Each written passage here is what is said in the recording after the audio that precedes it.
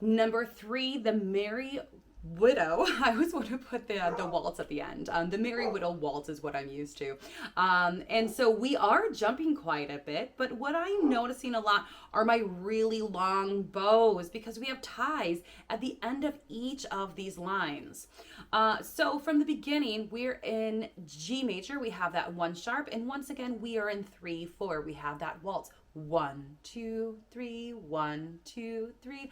But we have it a little bit different for this one. We have da, 3, da, 3, da, 3, da, 3, da, da, da, rest. So we have to really slow down our bow for that.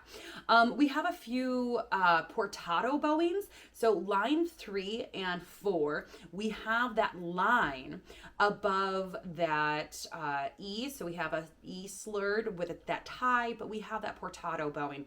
So we ever so slightly stop that bow. And so it kind of sounds like we're not slurring. It sounds more like a bow change.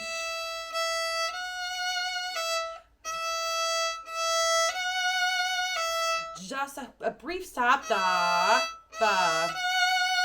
We don't want it to be sticky or too sharp like a staccato.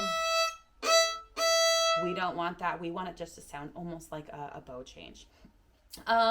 So D, G, B, A, B, D, G, A, B, C, natural. Watch out for those. And it looks like we're going to be lifting down, up, down, up, down, up, down, and lift for that next measure. All right, let's attack it. 1, 2, 3, 1, ready, go.